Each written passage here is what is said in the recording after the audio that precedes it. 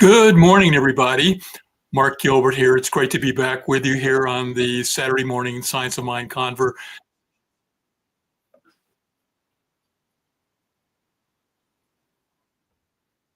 And a little bit of a technical issue there. For some reason, my sound was coming back at me a few seconds later. Not sure what happened there. And let's just do a quick check of stuff and make sure everything is working. And it looks like microphone volume. Can you hear me? If you are watching live, can you just drop a note in there and say you can hear me okay? It looks like I'm having some sort of technical issues.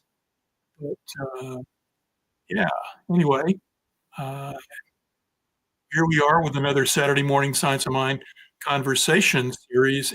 Again, it looks like my microphone is working from the same level check. Okay, cool. If you are here and watching live, I would love it if you would drop your name and location in the chat field so I can see where you're from and that we have people here with us. And I do see that we have people online watching live.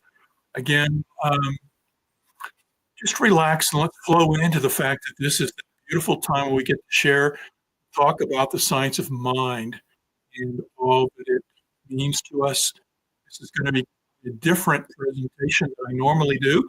I was with you a few weeks ago talking about, I think, the mystics, what the mystics taught. And today we're getting to something that is called putting it all together. Putting it all together. What do we mean by that? Well, essentially, we have come to the end of the textbook. We have come to the end of the chapters of the textbook in the Science of Mind. You know, as we do every year, we take the Science of Mind by Ernest Holmes, and we go through it chapter by chapter, starting in January, and we run through all of the chapters up through the chapter that is considered the general conclusion. And so we have the general summary and the final conclusion, which is found on pages 390 and 423. These are the pages that, in theory, we are going through today. And I want to share with you that last year I did this as well. And I looked back and I saw that I had created a whole area where I sort of outlined the summary for the final conclusion, and I pulled out quotes from the chapter and went through it with you to sort of highlight the general summary and final conclusion of the book. And in fact, I discussed last year how if you look at that particular chapter, those particular pages, you can sort of look at them broken into three areas. The first pages, 390 through 395, really talk about the theory of science of mind. You can start on around 396 and 409. It talks about how to use the science of mind practically in the world of form. And then we get into 410 to 422, where it summarizes the philosophy of science of mind as it relates to some of the more mystical concepts of the teachings. Today, I'm going to do something a little bit different with you. I am going to give you my summary, because this is something I've thought about a lot for many years. As a teacher of science of mind, I often say, I'm going to give a quick summary of what's this about. You develop your elevator speech so you can give somebody in a minute what the teaching is. and key concepts of it. But then there's that sort of like little bit longer presentation that you can do where you sort of try to bring all of the concepts of the science of mind into a really concise, neat format and share it with people. I did this. My internet appears a little wonky. Okay, Shay, could you say more about that? And I will try to see what I can do to fix it.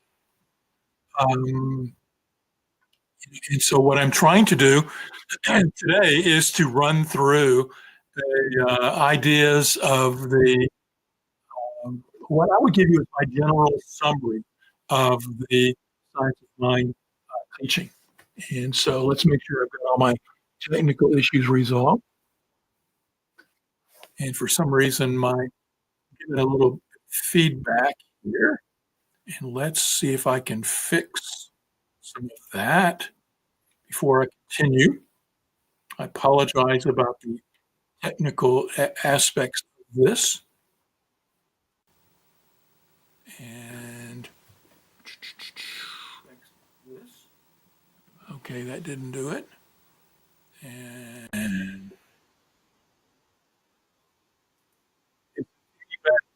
is it any better?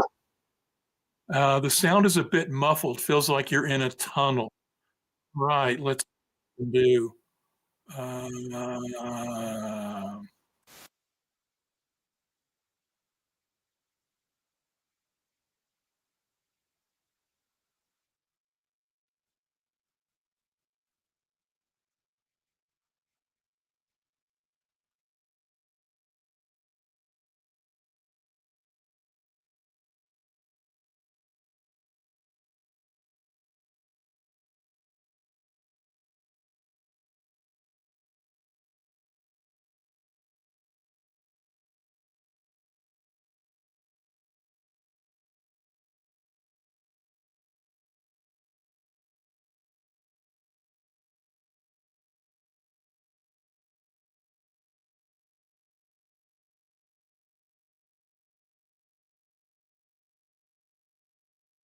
okay, let's try this. Can you hear me now? Can you hear me now? Is the sound better?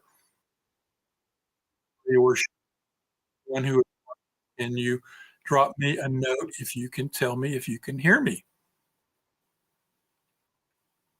You know, I've not had this problem before, and I'm thinking those of you who are live, it was either muffled. Yes, you can hear me. Is it better, Marjorie? Is it better now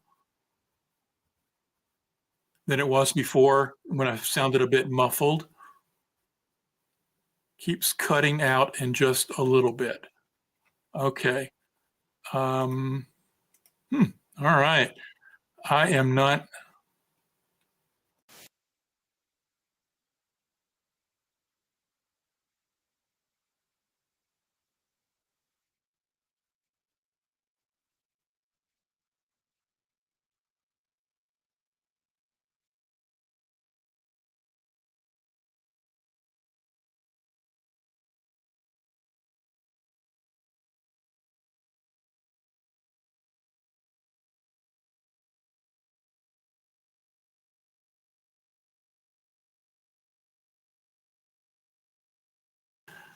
All right. This is before. This is the yeah. This is the before. Now, okay. I am looking now for your feedback and at least hear me. Can you hear me? You know, I'm using Science of Mind to help you out. Thank you, Shay.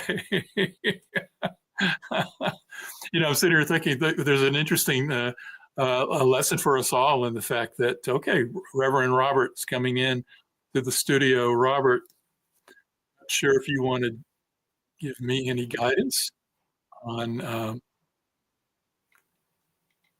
what I think the biggest issue was which I have different cam link speakers or microphones.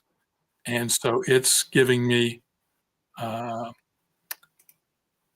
my default is the cam link 4. If you're in it, Robert, you can feel free to do something. Anyway, I'm going to go ahead and continue with the program. Marjorie says she can hear me now, and I'm just going to have to move forward because I don't want to bore you to death with Mark trying to set out uh,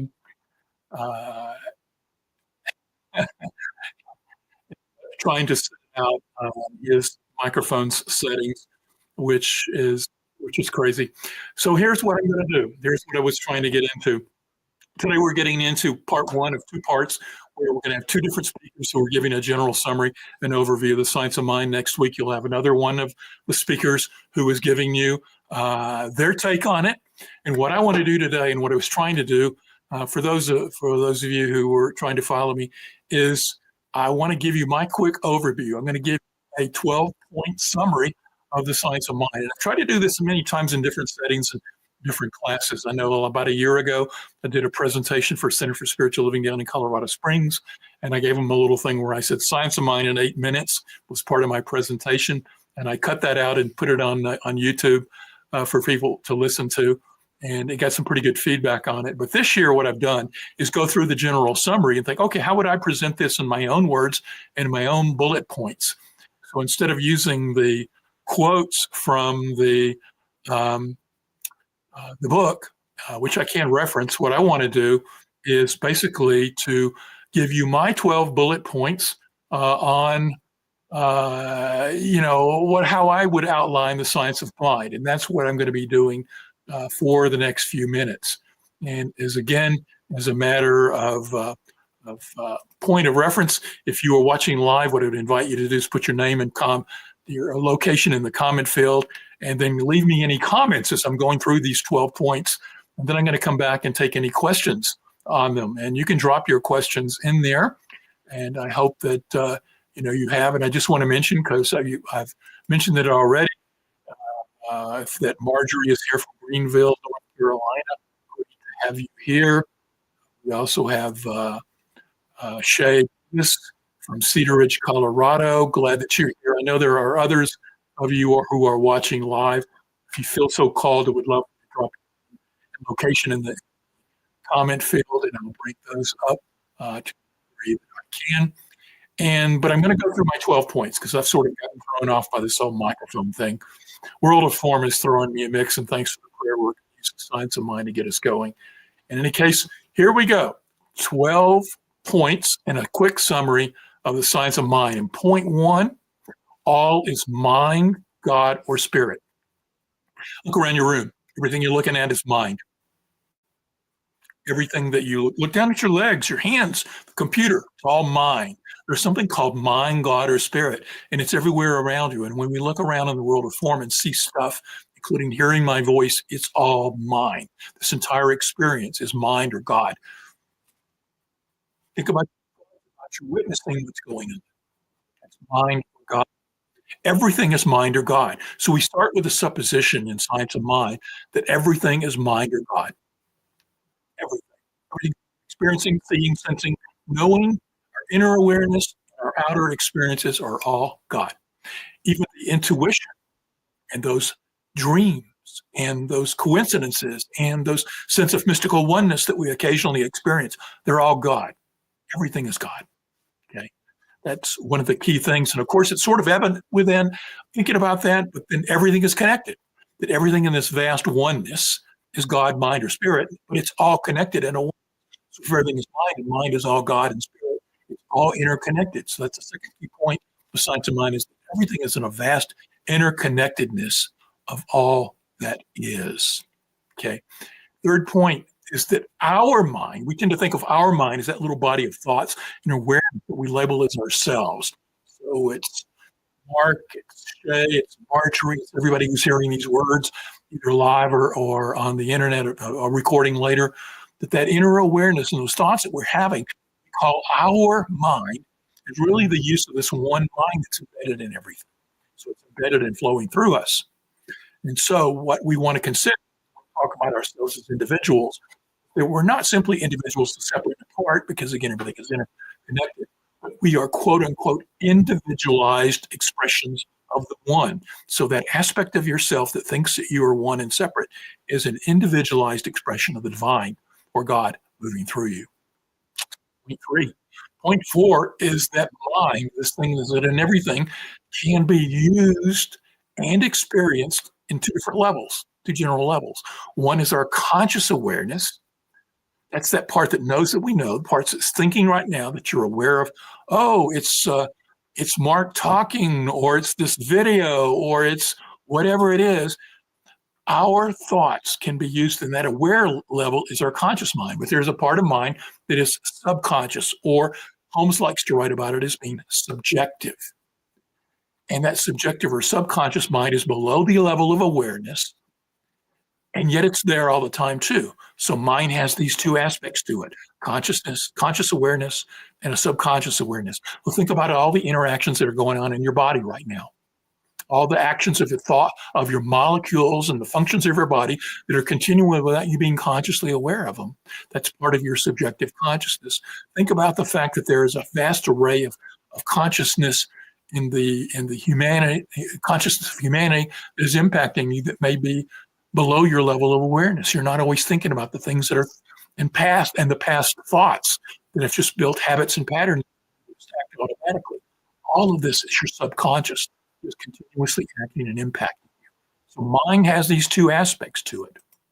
Point five, our subjective mind or subconscious mind, which is the level below the level of our awareness, is universal and it's creative, meaning it's everywhere. It's not just in us, but there is a subjective level of mind that transcends this individualized expression of Mark and Marjorie and everyone else.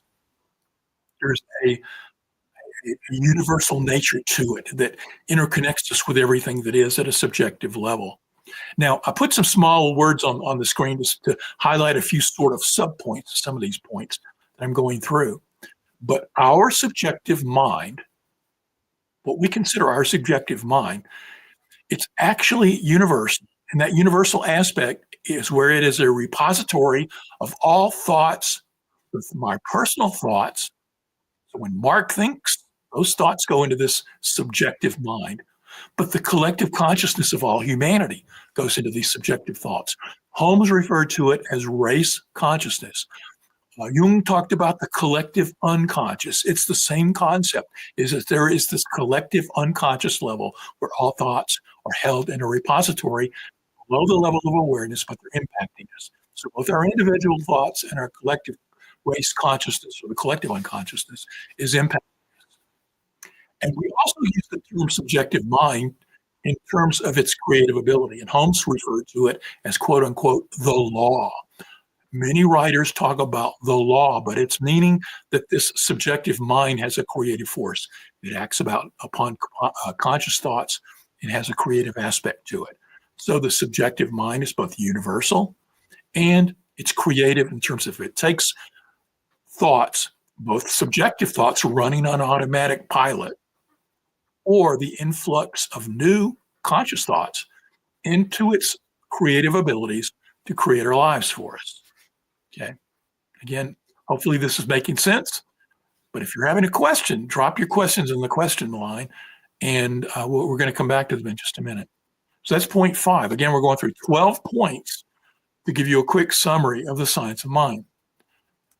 Point six, because mind is everywhere and everything. Mind exists on a continuum, and you can see the little smaller language there on the slide, from faster down to slower vibratory levels. I want you to visualize a continuum where at the highest and fastest vibratory rates is spirit or God in its essence. And at the lowest and slowest rates is the densest levels of form or matter or stuff. Along this continuum, we have us at the top is God or spirit in its unity. Down below that is the soul or law or the subjective mind. And at the deepest levels is body, matter, or relative. We use the science of mind teaching symbol as one aspect of reflecting spirit or God. When at one is at the top, moves through the subjective mind or in the middle, down to the forms at the bottom. But I want you to think about it also as sort of like we moving along that continuum ourselves. that when we look at our bodies and we are immersed in this world of form, when we get all of our power over the stories of things that are going on in the physical life, we're looking at the dense, lower, slower, vibratory levels of life. And when we are thinking, our thoughts are in this mid-range of vibratory level, and we can think higher and more positive thoughts and move up in vibration, or we can move downward and be separate and apart and having fear and having slower vibrational thoughts. But our thoughts are in a non-material realm where we're thinking. And if we can think up to higher and more positive and more thoughts of more oneness and goodness, then we're growing to higher and higher levels that are more and more approaching the divine and God. But I want you to see thoughts, physical world at the lowest levels, spirit at the highest levels, and our thoughts are in between. And that's where we're making conscious thoughts, choosing. Do we choose upward to hear and listen to and focus on spirit, or do we look downward and we focus on separation? Because if we look upward to unity, consciousness, and through our meditative practices, we can claim and see and know spirit and experience spirit in it, which more on that in a moment. But if we look downward, we are immersed in separation and think. Looking down, we see things in the multiplicity, and we tend to focus on the multiplicity. When we look upwards, we look to unity, and we tend to focus on unity. But see that continuum. I want that point to be really anchored in your awareness. Point 7, these forms at the lowest level aren't permanent. They're only temporary states where mind is expressing itself. And you see a little subnote there that we exist for the delight of the divine. There's many philosophies that like to say that the entire physical world is an illusion. It's not real. And on some level, that may be true, but most New Thought teachers don't teach that. They teach that form and the things that we're experiencing as spiritual beings going through this human experience, that they're real as form. They're real experiences. We're not going to deny that these experiences aren't real. When I had technical problems a few minutes ago with the sound, that was real here in the world of form. But at the highest levels of God, we had to recognize and know that the spirit or God was doing that and processing that and experiencing that at some level, so that we were moving through that sort of experience. The experience was real, but it wasn't our ultimate truth. And that's one of the key things that we really need to learn in Science of Mind, thinking upward to recognizing that all is God or spirit, and that these temporary things that were occurring, temporary issues like the sound problems or any technical issues we have, or the problems we may see out in the world right now, they're all temporary states. It's simply a state where God or mind or spirit is expressing itself. Holmes liked to quote in his later years the Indian teacher Aurobindo, who often said that we exist for the delight of the divine, meaning that our existence, very nature, that we are these spiritual beings going through this human experience, that in the consciousness and the awareness of us as human beings, that our experience are an experience for God, and that God has experienced the delight through us. Sometimes when we experience that are less than seemingly delightful for us as human beings, they're still delightful to the divine. The divine is getting the vast multiplicity of experience. And so we have to recognize that even in the things that we judge as less than what we want, these experiences of serving in the multiplicity of experience that the divine is getting through in each and every one of us. It's more important that we have a free will choice to choose our thinking so that we can have the multiplicity of choices. If we didn't have free will, we would all might choose experiences that are totally in one direction. By opening up free will for humans to choose and even forget oneness, forget their source, we get to choose the vast array through our free will and experience things that we go through and learn it's not really what we're about. So, and we have to recognize and anchor our awareness in the fact that all the forms of human experiences are simply temporary states that we're going through. Point 8. Science of Mind is about learning to use the creative power of our thoughts, the conscious, subconscious mind. It's how to bring form substance into form.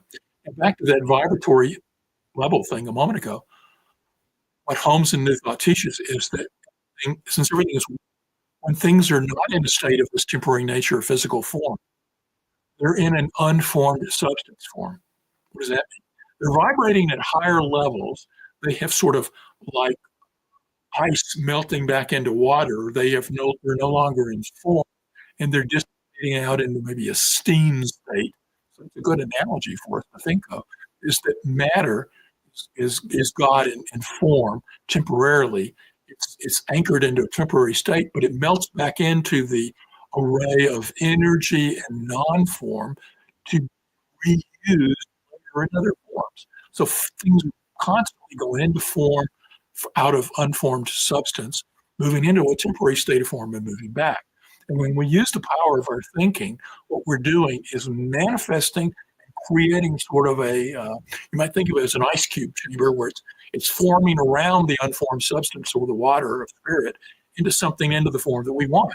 So our use of mind to create the experiences that we want in life are simply trying to bring that unformed substance into form through the power of our thought. And point 9 is the practical aspect of it. So how do we as human beings, going through this human experience, how do we practically change this life, this physical life we're moving through? Well, there's many ways. Most of the Science of Mind classes are really about teaching us the practical skills about how we can change our thinking to change the experience of our lives. And so some of the ways are listed there in smaller letters on the slide. So examining what we've learned, because we've gone through life believing things about life, and sometimes these beliefs that we've created are false beliefs.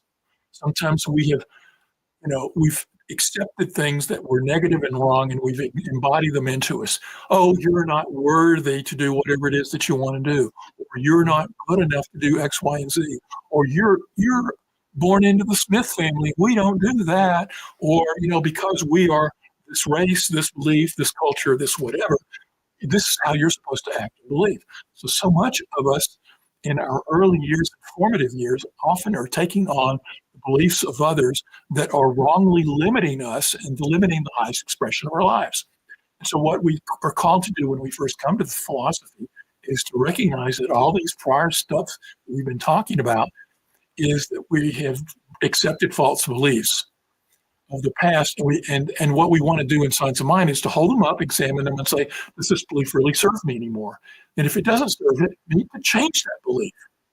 Okay, and once we change the belief, well, we've got those old subjective beliefs constantly playing, the habits, and we've got also all of the world around us constantly hammering us with the same thoughts that we had before.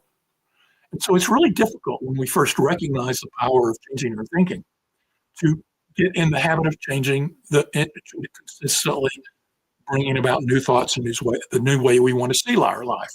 So a lot of Science of Mind is about monitoring our thoughts and training ourselves to consistently think in the direction of the life we want to experience. And then finally, how do we do that? How do we do it? Well, we monitor our thoughts, but we can use affirmations. We use affirmative prayer. We use other spiritual practices.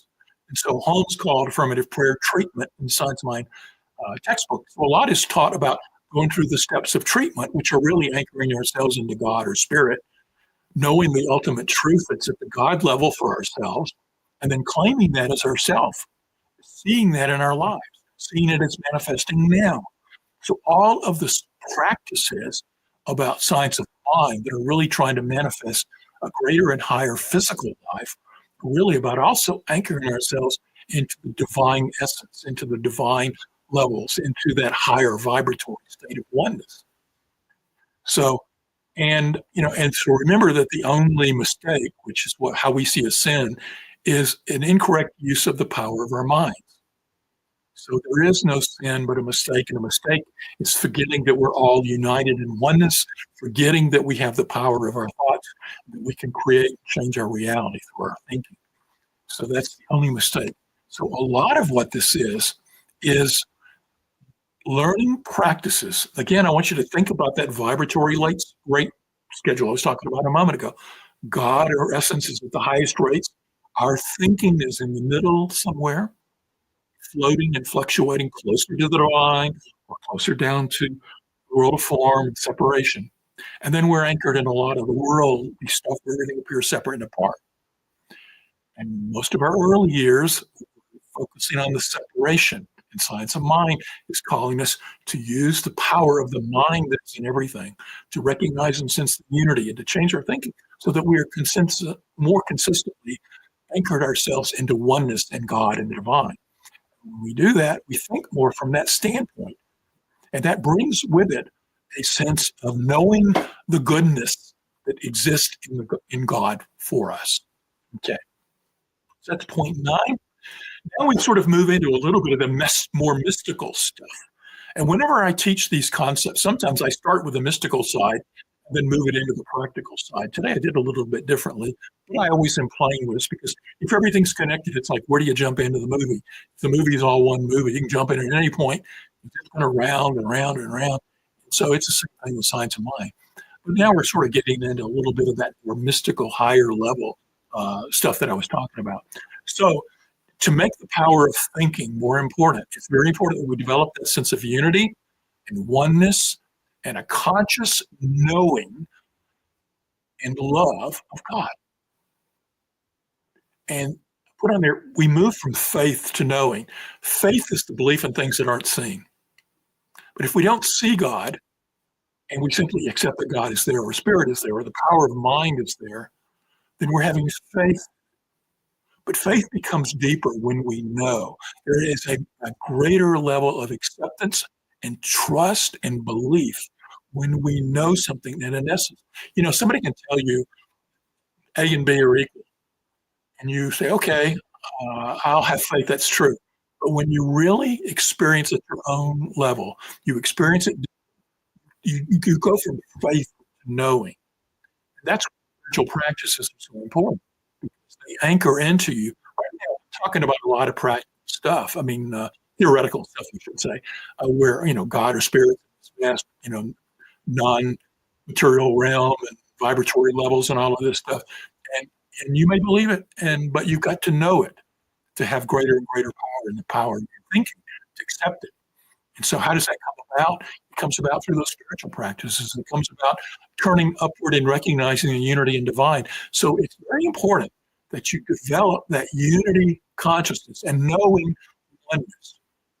I like to talk about that when many people come to science of mind, and this is true for any faith you can think of. Christianity, Judaism, Islam, Buddhism, Hinduism, all of them have both their practical side and their mystical sides. And when you come to any kind of philosophy like this, sometimes you're stuck in stuff going on in the world of form, in your material world, in your human experience. And you're looking for assistance from that faith to help you with the challenges that you're feeling in the material world. So one of the key things that every philosophy or spiritual faith has to somehow address, if it's going to hook you into it, is to recognize that it can be a tool for helping you in navigating this physical world. Science of mind and the tools that it has for helping you change your thinking and change your life certainly have a practical world aspect to them. Because if you employ them, they will certainly change the material life that you have. And the same with Christianity or any other faith, they have aspects to them that are their what we call exoteric teachings about how to navigate and work in the world of form, the human world. But they all call you to something greater. So all religions and faiths and philosophies have not only that practical aspect, but they have a transcendent aspect where they're calling you to transcend the human form in the human world. And so we are moving upward. And we also have to know and move upward in our consciousness to the greater and higher levels of oneness. So science of mind helps you navigate the world, but it also helps you transcend the world. That's why it's important to know and sense oneness. Point 11, and oftentimes I start with this one because I think it's important. That God or spirit or the thing itself, it embedded itself into its creation. So the entire thing that we experience as the manifest world is spirit embedded into the world of form. And that process is called involution. It involved itself into its creation. And its creation was left to evolve. And that means not only material evolution, all of the forms around us that physically evolved, they evolved and grew in a more more and greater, higher levels of complexity and consciousness. But early on, they forgot their source. They forgot they came from unity in God. And then in humans, they crossed the threshold into self-awareness, where they know, they can think. But within that awareness, as we still forgot our oneness, but at a certain point, humans are urged along. Holmes called it a divine urge, something in us that pushes us to connect with other people, feel the power of love, to recognize there is a quest and journey that we're on and take us to higher levels. So that evolutionary force or urge that is within us is a call home. You may think of it as the hero's journey. We went off, we started in spirit, in oneness. We were thrown out into the world of form. We wander around forgetting our source. And then we return home to spirit, and we know it at a greater and deeper level because we've gone through this wandering in the desert, not knowing our truth thing. And so the whole purpose of evolution and spiritual practices is, again, to move us back up to remembering our truth and oneness. And the final point here in point 12 is that ultimately we're called to realize our divine nature, that we're perfect, whole, and complete.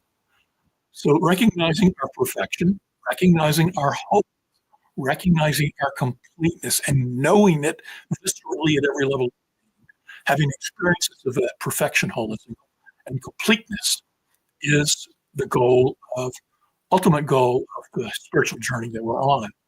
It's recognizing that within us is something called the Christ consciousness. It's a consciousness that was in Jesus, is in everybody. Everybody has the Christ consciousness within them, and we're all pushed along to urge to know that this consciousness is within us. That is the ultimate goal of evolution. And that we then live in the two worlds with conscious awareness. We live in the human realm with a conscious awareness that we come from the spiritual realm. And we tap our spiritual realm, our spiritual knowingness, for navigating with compassion and love and guidance for others and service in the material realm. And so we become what is known as practical mystics. We're mystics because we're anchored in God and the divine in oneness. And we're practical because we bring that knowledge and wisdom back to the world of form. And we employ that. So those are the 12 points that I wanted to cover with you. Hopefully that's been beneficial. Now I want to take some of the questions that you might have. Let's see. How can we evolve from perceiving that higher means good or better and lower means bad or worse? I find that flipping the continuum from vertical to horizontal spectrum of two sides of the same coin. That's great, Marjorie. It's one of those things where you work out a model in your mind. Oftentimes when I'm teaching this, I when I go higher and lower and upper and less, faster and slower, I do that to help us sort of put a picture in our mind. And I think most people try to put the God or spirit at the higher. But I often stress that if you look around, it's like every grain of sand has everything that I'm talking about in it. If you look at the smallest, look at the tip of your finger. Everything is in the tip of that finger is spirit, mind, form, the highest vibrations, the slowest vibrations, the world and the universe. Everything in essence is there. So when we try to expand things out and map them, oftentimes I teach this as creating a mental map so that you can have the map in mind while you're understanding the nature of reality. So upper, lower, and so forth are all just relative terms. If you want to use it's on this end of the spectrum, on this end of the spectrum, if you want to put it as a horizontal line, I like that too, because sometimes upper and lower has that connotations of good or bad. And it's not. We want to recognize that it's all good. It's back to what I was saying a few minutes ago about, we exist for the delight of the divine. If the delight of the divine is the multiplicity of experiences, what's hard for us to understand in this human realm and our limited level of experience is to recognize that if we can sit back at the gazillion mile level of understanding of all that's occurring in the vast universe or multiverses, we would recognize that everything is played out in a divine perfection. When we come down into our human level, we make our judgments about good or bad or right or wrong. So it's like, take the big thing that's going on right now. Many of us have a lot of angst or excitement or whatever you want to look at over the current state of the country. And a lot of it we go, oh. And what we have to look at is, okay, again, there's another metaphysical term that I would bring in here, another thing that I found references that everything moves like a pendulum. Everything shifts back and forth. So we shift along, so whether we take it up and down, things move up and down, things move left and right on the continuum, things move back and forth. Things are always going upward. So when we do a back and forth and we're moving upward, what that actually does is it creates a spiral. So we have to look at, and Holmes wrote about this, is that life is the ultimate spiral of life, so that we circle back over the same points over and over, but we do it at a higher level, hopefully. So if we look at the vast story of humanity, we can see that it's continuing to go upward, but it's sort of like a stock market chart. If you ever look at one, it continues to go upward, but it has dips and up and dip and up and dip and up. And our human story is the same way. So when we look at things and we label them good or bad, sometimes we're in one of those bad dips, and there's a purpose for it. There's a purpose for it, because sometimes the bad dips and the negativity that we go on in the world, or when we see so many people expressing duality and focus upon differences and not on you, it's a swing of the pendulum that's serving some higher good. We have to hold our eyes on the fact that the pendulum will swing back. The pendulum will swing back to us having greater levels of unity. So we can look back over recent years in the United States and the world, and it seems like we focus more on powers and emphasizing the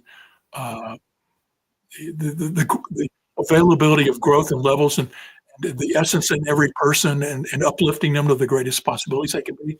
We focused on the unity of people, and then we're moved into a state where it's like we're focusing on the divisiveness and differences. And I don't mean to make this political, but I want you to see the spiritual pattern playing out here, is that things swing into a temporary state of one way, but then we swing back to the other way. So whereas we focused a lot on unity, and now it seems like we're focusing on separation, we have to be aware that that's just something so that humanity can go through it and say, I would want to choose differently. Each time we choose differently. If we look back over the nature of human history, we can see that not only have we been developing technology, but we've been developing heart. We've been developing consciousness. We've been developing greater awareness of spiritual truths. Many of the truths we're talking about today, they were known only by the mystics and the subset of those people on the spiritual path. But now they're known by the vast number of people. The fact that we're able to put stuff like this out on the internet and reach thousands and millions of people that teach oneness and unity is a positive thing. So we need to keep our eyes focused on that. And sometimes we're moving through things that seem to be kind of worse. I like the way you're putting that separately. Marjorie, everything, everyone, all at once, otherwise known as infinity. Yeah, exactly. Back to my finger a minute ago. That everything is in the level of spirit or God. We go from the form at the bottom. Again, I'm going to use my bottom and top. Use sideways if you wish. But when we move into that vibratory state, things are divided up into differences in form and time.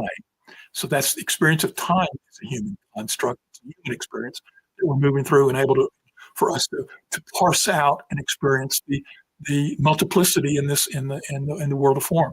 But when we move up to the level of the absolute or God, that's when we move beyond time. A lot of people call, when I was early on in life, infinity meant forever and ever and ever. But really what it means is the timeless. And that's how Holmes put it. In his later years, he referred to the timeless.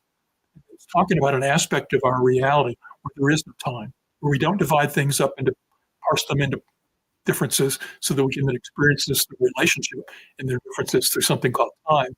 But in the unity, there is no time. There is no form. There is no difference. Okay. Can you speak to a discernment about unconscious shadow? Yeah, that's a great thing. It gets back to the thought on changing your thinking, that we go through a pattern. We're born onto the planet. We receive all these messages. They form our worldview about how we look at. They also become sort of accepted habits, and they flow into our subjective mind, both our individual subjective mind and the collective consciousness, because they're all one. And they embody within us certain beliefs that sometimes come out in a way that we're not aware of. So sometimes when we have habits over and over and over, think about somebody who maybe creates a relationship in their life, a romantic relationship that is toxic for them, and they get out of it and they go create it again, and they go out and they go create it again. And we do that all the time. We create a job that we don't like. We leave that when we create a job we don't like. What we're often doing is we have aspects of ourselves that are limiting ourselves. And one of those things that limits us that is in the subjective is something that is called is our shadow. And the shadow is aspects of ourselves that we denied or repressed or pushed away, that we don't want them because we don't want to look at them. But they're there and they're impacting us. That's why so much of our CSL communities and science of mind classes focus on in the changing of your thinking is to also bring to surface an awareness of the subjective shadows that you might own. And these are those things that maybe you push against them. You push against them because you don't want them. You don't want to exhibit them. You don't want them. And I was talking with somebody the other day. We were talking about masculinity, the toxic masculinity versus unhealthy masculinity.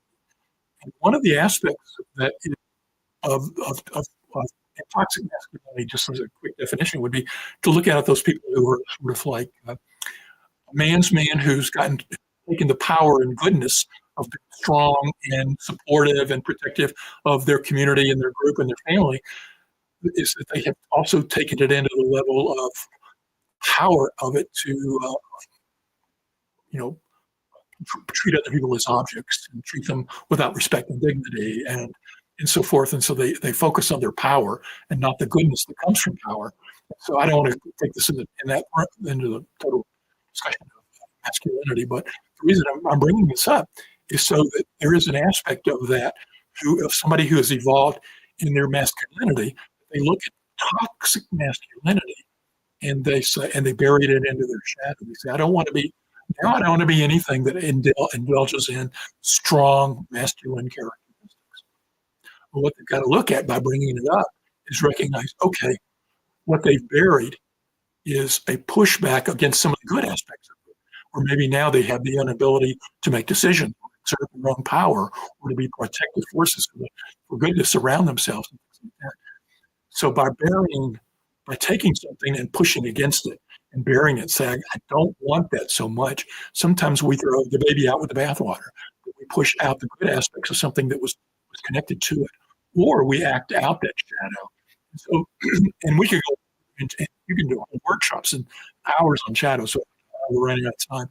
But the key point to think in mind is, in this model, these 12 points I went through, is that within the subjective mind, we have pushed down into our below the level of awareness frequently, those aspects of our prior conditioning that are impacting us currently without us aware of.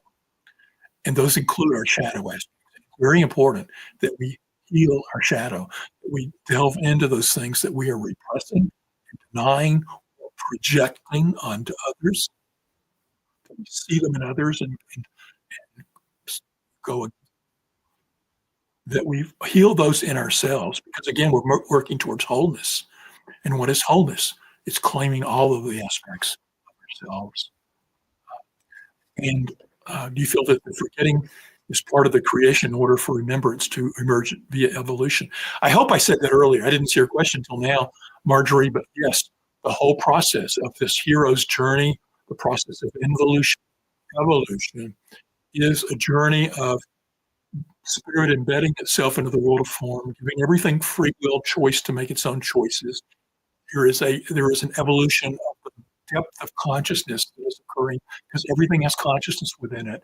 Consciousness is a threshold at the humanity level where they become self-aware and are aware of choices.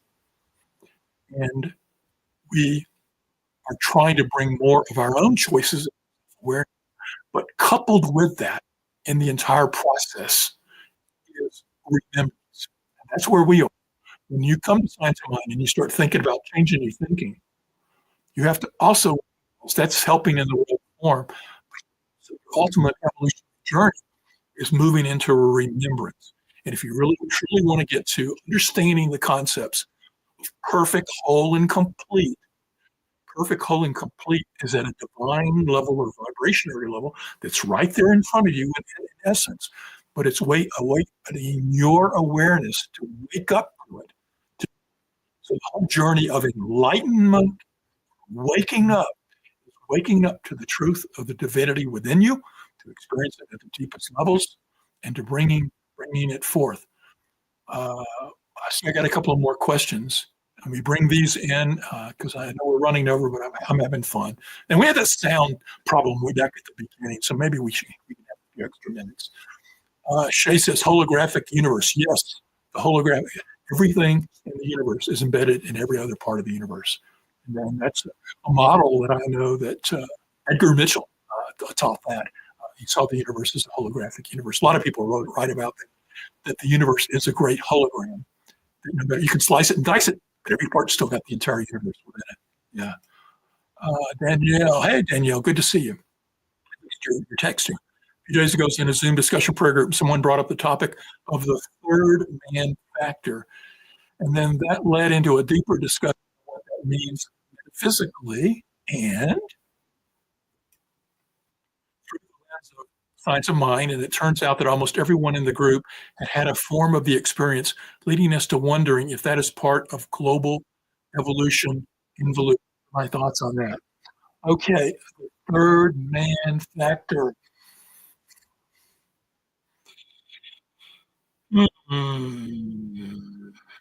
I'm not sure how you're using the third man factor or your group was in the moment, Danielle. If you want to drop a few more notes on that, maybe that will help me with clarity. But I have some thoughts coming up.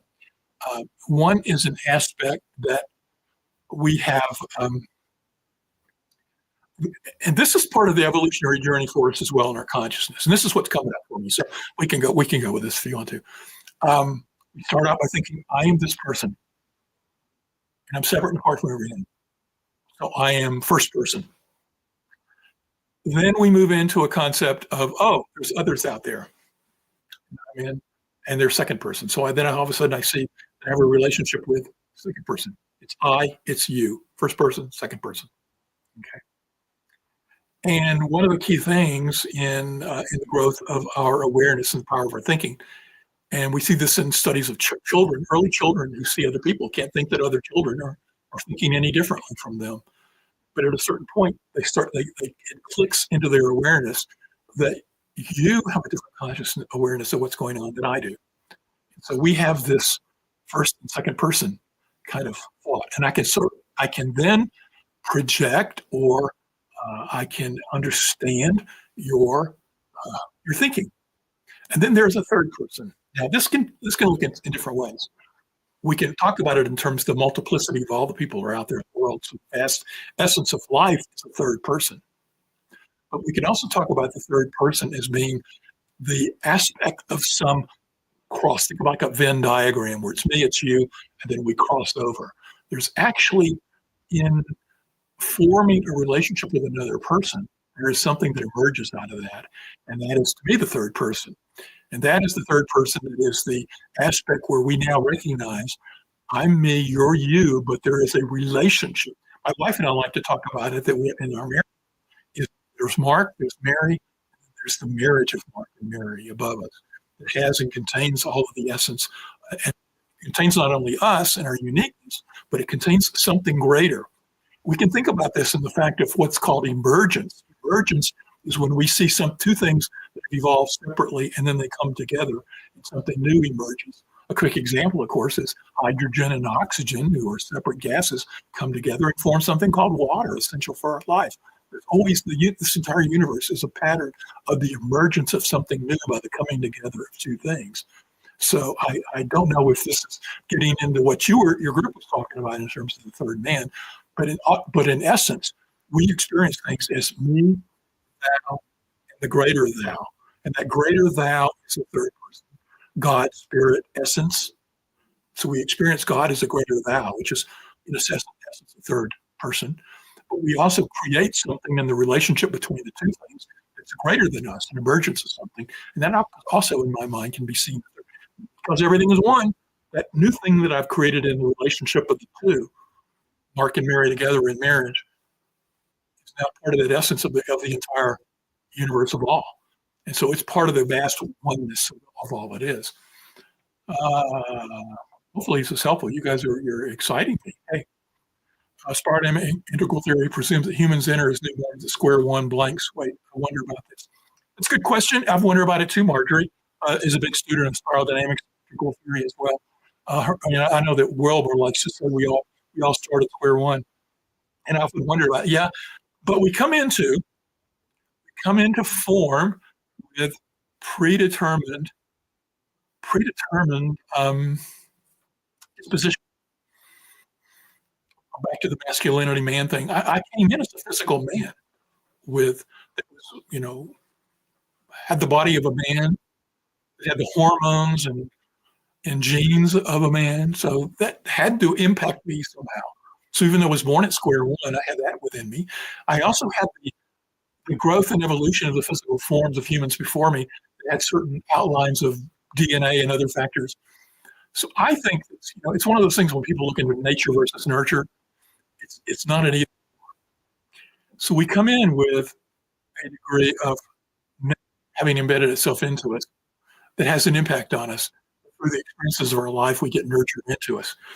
I think when Wilbur in Integral talks about square one, I don't think they are talking about denial of the physical aspects that we are born with and their impact upon us.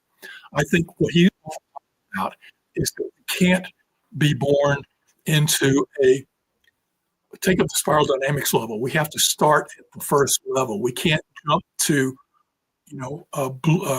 orange or green or turquoise or yellow or turquoise, the higher levels of consciousness.